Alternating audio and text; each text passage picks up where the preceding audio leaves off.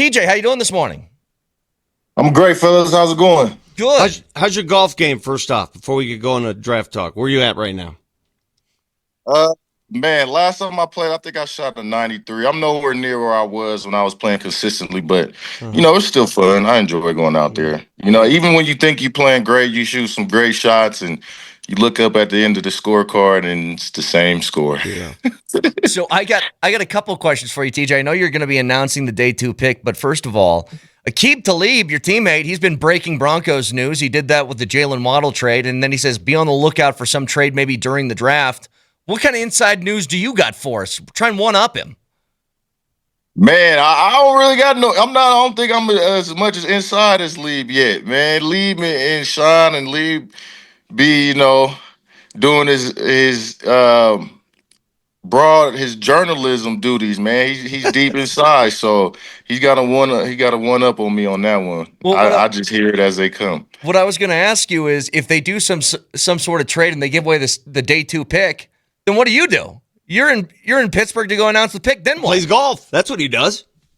Man, you know what? I have some other obligations, but that would be disheartening. So I definitely hope we don't give away that pick. If anything, we trade some of those back end picks that we got and try to get, either more day 2 picks or maybe get a day 1 pick. But other than that, man, I think regardless, I'll be doing something. TJ, we were just talking about it. Given where the Broncos are right now, they got a guy on a rookie contract as a quarterback. You have 2 or 3 years now to spend some money elsewhere.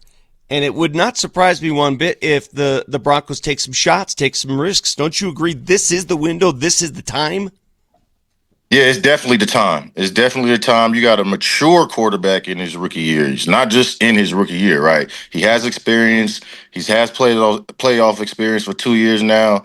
And, last year, barring injury, I think we win the Super Bowl. So it's definitely the window right now. The defense is great. It was great last year. What do you think when people try to make comparisons between the defense last year and this year to what you guys were doing? I mean, you could make comparisons, but I think we're 2 different styles of defense. But at the same time, man, when you're playing excellent defense, you're going to get compared, and they do it their way. We did it our way. It's a little bit different, but, at the end of the day, being effective, that's the ultimate goal, right? So, we both are very effective. We both, led our teams, and we both, made clutch plays and big plays whenever we needed to make them. Hey, the kid that the Broncos drafted last year, cornerback, safety, Barron, what is he in your eyes? What position should he be playing? Man, I think he's a natural safety. I think he's a natural free safety, if you ask me. He has nickel skill set, but when I see him out there, he's a little, he's broad, right? He has some girth to him. He can run. He can play the nickel as well, but the way the game is transforming, I think he definitely can fit right into that free safety position as well. Maybe even strong, honestly. TJ, there's another guy I wanted to ask you about, because I had back and forth with people all year long. I know Riley Moss got hit with a few pass interference calls, but I'm like, when you're playing opposite of somebody that's as good as Pat Surtain, you're going to get targeted a lot. What's your evaluation of Riley Moss's game? Man, Riley's cold. I've been saying, when you get as many targets as he does, you're going to get some penalties, and I think some of those penalties are definitely unfair and unwarranted. I think half of them could easily be no calls, right? You out there fighting, you scrapping, and that's all you can ask from a corner when you're getting all those targets, is just keep fighting. Just keep fighting. He never gives up. He's always right there on the play. Half the time he makes the play, a third of the time he gets a penalty, and the other third, they're successful. But that's football, man. As long as you got somebody out there fighting, play in and play out, man, I could work with that. But outside of that, he's a playmaker. He makes plays. So it's not like he's just getting penalties and all that other stuff where, I think the story kind of, is unfairly unraveled for him. But, he's a baller, man. I like Riley. Hey, so I'm looking tonight. Is that night of champions at Paramount Theater that you're hanging with Peyton and everybody? Explain to folks what that's all about.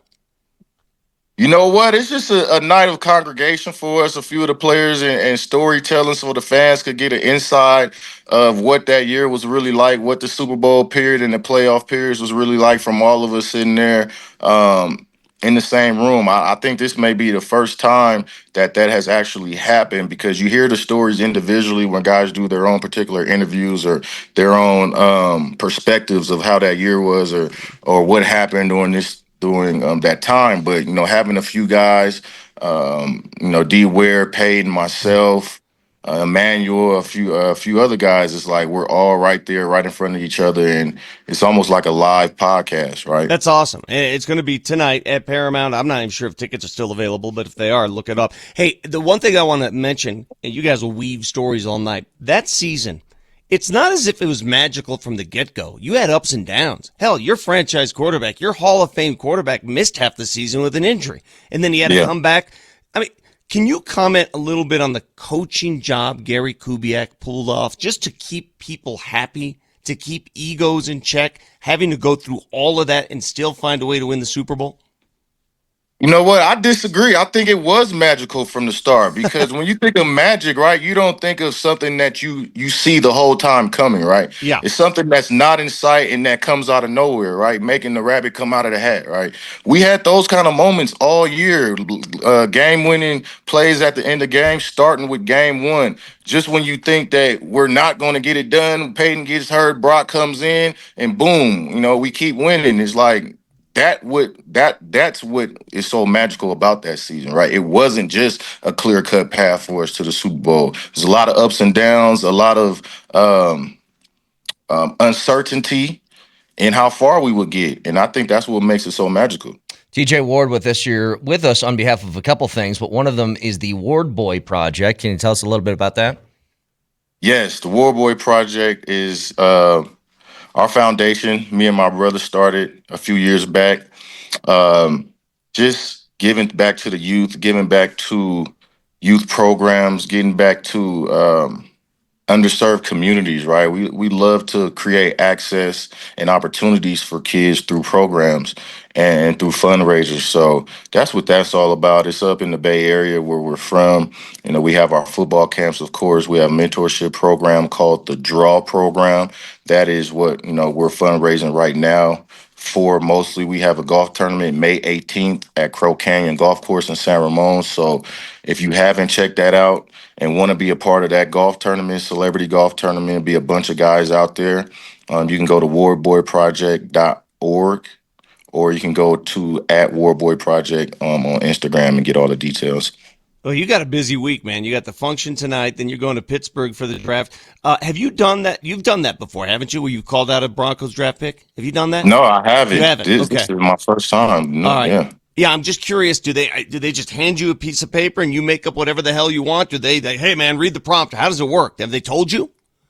No, definitely haven't told me yet. If they did, I might have some inside information for you guys. But no, I think it's just a name on a piece of paper, like Okay. the award shows, the Grammys or something, right? You just read it off. Hopefully, I don't misread like the guy. I was going to did say, in hope the you get an Oscars. easy name, man. Hope you don't get stuck with You a want a tough John one. Smith or something like that? Man, look, they better give me a pronunciation if it is tough, but I got it, man. I'm not worried about it. I don't shy away from big crowds, and this is a great opportunity, right? It's going to be one more piece to Bronco country that hopefully he can come in and play right away. It's day two, so if you're a day two guy, man, you expected to contribute immediately, whether it's starting, being a rotational guy, or on special teams, but you're going to be out there. One last thing for you, TJ, and appreciate your time. I see you repping the gear for the athlete agency that you're with. What is that like when you're in the game, now you're outside of it and doing a little bit of the agency role?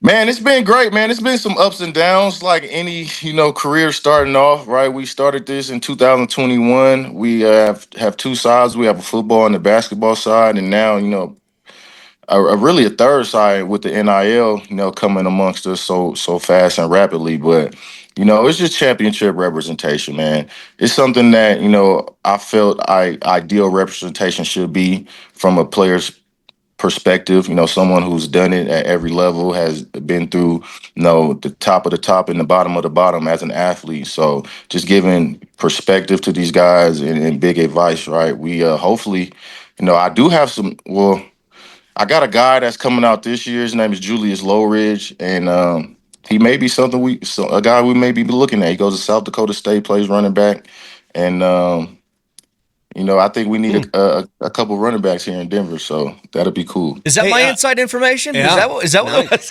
Yeah, Hey, that's not inside information. That's wishful thinking. Yeah, I got But you. that's know an what? agent doing his job. Yes. Is what that is. Exactly, right? That's exactly what I'm doing. So he has a lot of potential, and I'm hoping he gets his name called tomorrow That or is the next day, the or player. even period. Exactly. That's the Player Above Sports Group that he's talking about there. TJ, thank you so much for the time this morning. Can't wait to see you on Friday. Appreciate you guys. Thanks. Thanks, man.